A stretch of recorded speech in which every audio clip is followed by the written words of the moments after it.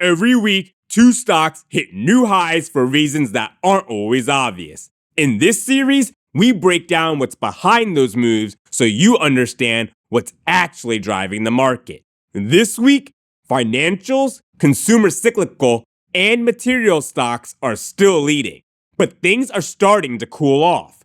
Fewer names are hitting new highs, which tells us momentum is narrowing. However, there's something more interesting going on.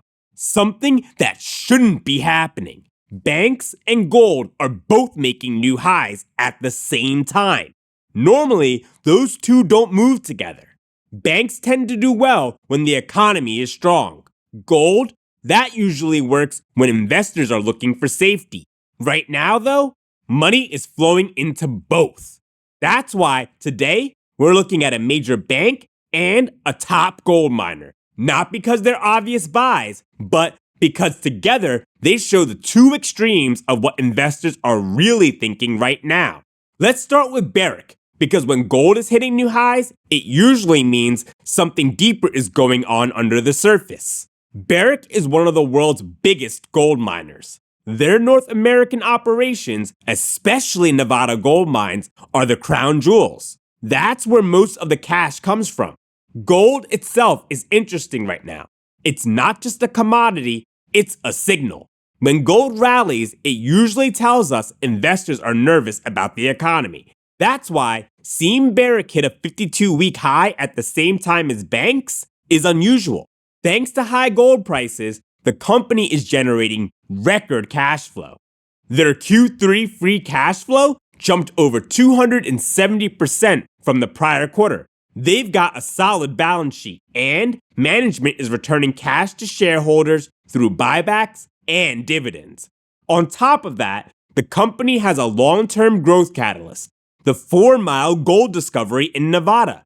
It's a generational find that could anchor production for decades. But the upside is still years away. What matters now is how Barrick executes and manages its existing operations. So, Barrick is showing strength, but underneath the surface, there are risks and uncertainties we'll get to later. First, let's break down one way you can analyze gold miners. Imagine they're a bank, but instead of money, their assets are gold in the ground. Every ounce of gold they own is a deposit. It has real value, it grows over time, and it can be cashed in later. Exploration is like opening new branches. Finding more gold increases the bank's assets. The more high-quality deposits they discover, the bigger and stronger their balance sheet becomes. That's why price-to-book matters so much here. When you can buy Barrick at a favorable price-to-book ratio, you're protecting your downside.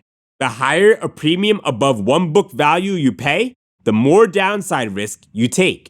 At the same time, any discovery, production increase, or gold price rally adds upside, just like a bank earning more on loans or attracting new deposits. Barrick is particularly strong because of North American assets like Nevada gold mines. These are low-cost, predictable operations. Their 4 Mile discovery is the high upside branch.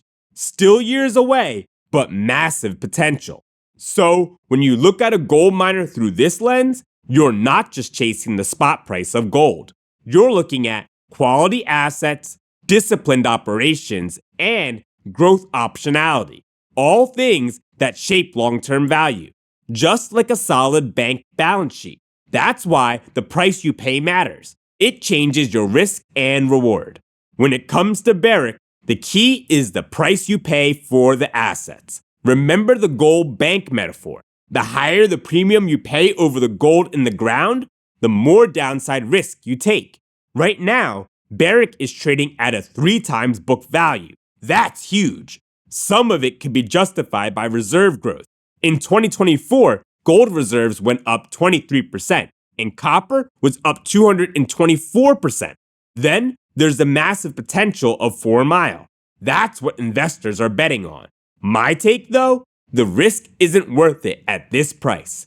Instead of paying a premium here, I'd stick with a gold ETF like GLD or a gold miner ETF like GDX. Barrick's got some serious risks you can't ignore. First, there's safety. 3 fatalities recently, which is a lot for a company of this size. Then, there's geopolitical risk. In Mali, employees are literally in jail over disputes with the government. Finally, operational issues are popping up, which has triggered a company review. Even worse, during the earnings call, management was intentionally vague about any solutions.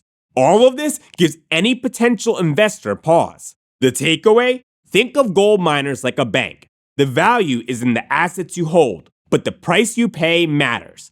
Even a high-quality asset can become risky if you overpay or ignore operational and geopolitical dangers. Speaking of banks, let's switch gears to Citigroup. They are hitting new highs for very different reasons. It shows us the other side of what's driving the market right now.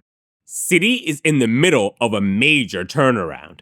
They've moved away from being a sprawling financial supermarket and reorganized around 5 core businesses: services, markets, banking, wealth, and U.S. personal banking.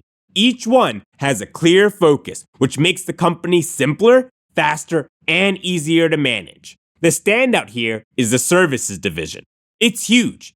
They move trillions for clients, serve most of the Fortune 500, and operate in nearly 200 markets. This is the backbone of Citi's profit engine and what gives investors confidence. Combine that with record efficiency gains, strong revenue growth across the board, and aggressive buybacks returning capital to shareholders, and you've got a stock that's hitting new highs, not just because the market is hot, but because the company is actually executing. Citi's rally is a turnaround story in motion. The fundamentals are improving and the strategy is clear. But as we'll see, there are still risks to keep in mind. So, what's really driving Citi's performance? It comes down to fundamentals and a few smart moves. First, efficiency. When banks talk about efficiency, they mean the ratio of expenses to revenue. Lower is better. That's exactly what Citi is doing. They've cut complexity, retired hundreds of legacy systems, and are even using AI to automate controls. Less waste, more profit. Then there's growth. Credit cards are performing well, US banking is solid, and cross-border payments are booming. Citi is leading the way with tokenized payments, which speeds up global transfers from 2 days to almost instant. Here's the interesting part. This is exactly the inefficiency crypto promised to solve, but Citi is doing it in a bank-backed, fully regulated way. That's a smart way to counter disruptive risk. Citi dropped a gem during their earnings call too. They're seeing economic resilience, not just in North America, but globally. That directly contradicts the alarmist media narrative. That's why we do these weekly reviews. It gives insight casual market observers won't get. In short, Citi isn't just rising because the market is hot. It's rising because the business is actually improving.